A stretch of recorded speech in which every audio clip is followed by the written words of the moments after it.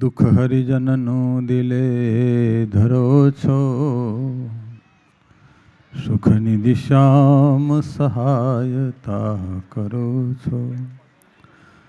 તદપી ભજન જે કરે ન ભાવે, વહી નર જાતિ કુજાતિ તે કહાવે. ઈષ્ટદેવ ભગવાન શ્રી સ્વામિનારાયણ સાળંગપુર આજે કષ્ટભંજન દેવ હનુમાનજી મહારાજ એના સાનિધ્યમાં કાલે દાદાનો જન્મદિવસ છે. એની પૂર્વ સંધ્યાએ આજે સરસ મજાની જળયાત્રા, પછી અત્યારે ડાયરાનો પ્રોગ્રામ, લાઇટ એન્ડ સાઉન્ડ શોનો પ્રોગ્રામ માણવા માટે આપણે બધા ભેગા થયા છીએ. પૂજ્ય અમારે કોઠારી સ્વામી વિવેક સ્વામી, શાસ્ત્રી સ્વામી હરિપ્રકાશદાસજી સ્વામી, આત્માનંદ સ્વામી, સુખદેવ સ્વામી આદિ તમામ બ્રહ્મનિષ્ઠ સંતો, વાલા ભક્તજનો ભાવથી જય સ્વામિનારાયણ. આજે સાળંગપુર ધામમાં ક્યાંય પગ મૂકવાની જગ્યા નથી. આજે એટલી બધી ટ્રાફિક છે તો કાલે શું થશે? ભવિષ્યનો વિચાર કરી અને વડતાલ ટેમ્પલ બોર્ડ અને અહીંયા અમારા ઉત્સાહી કોઠારી વિવેક સ્વામી, હરિપ્રકાશ સ્વામીએ સરસ મજાનું આ પટ્ટાંગણ, દાદાનો દરબાર, દાદાનું જે આંગણું એવું બહુ વિશાળ કર્યું.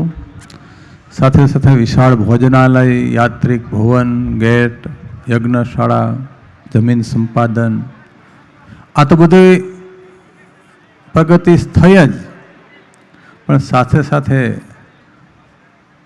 આધ્યાત્મિક પ્રગતિની સાથે સાથે ભૌતિક વિકાસ પણ એટલો કર્યો અને સાથે સાથે આધ્યાત્મિક વિકાસ એ શાસ્ત્રી સ્વામીએ હનુમાન ચાલીસાની કથા દ્વારા જે આજના યુવાનોને જે ખાસ તાતી જરૂર છે, જે વ્યસન, કુટેવો, કુરિવાજોથી જે પ્રજા લથબથે છે એમાંથી બહાર કાઢી અને એક સારા સજ્જન નાગરિક બનાવ્યા, નાગરિકની પણ એક સારા ભક્ત બનાવી અને દાદાના ચરણોમાં બધાને સમર્પિત કર્યા.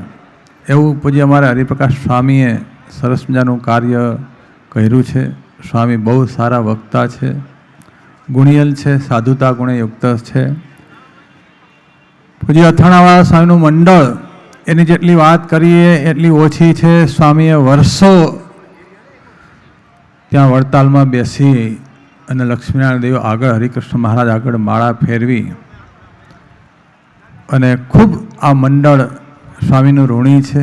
કારણ કે સ્વામીના આશીર્વાદથી વડતાલમાં સુવર્ણ શિખરો, ત્યાંથી પ્રારંભ યાત્રા થઈ વિકાસની.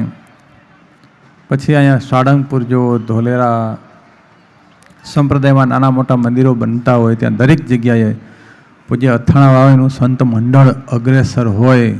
નાના મોટા સમય ઉત્સવ હોય, કોઈ પણ કાર્યક્રમ હોય તો અથાણાવાળા સ્વામીના સંત મંડળે ખૂબ સેવા સત્સંગની કરે છે અને કરતા રહેશે.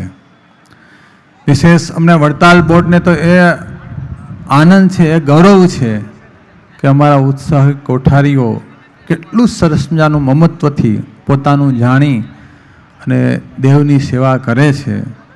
સાળંગપુર તો જ્યારથી ગોપાળાનંદ સ્વામીએ પધરાવ્યા ત્યાંથી દાદા તો કામ કરે જ છે, પણ આ 10 વર્ષની જે યાત્રા એ કાંઈ અદ્ભુત છે.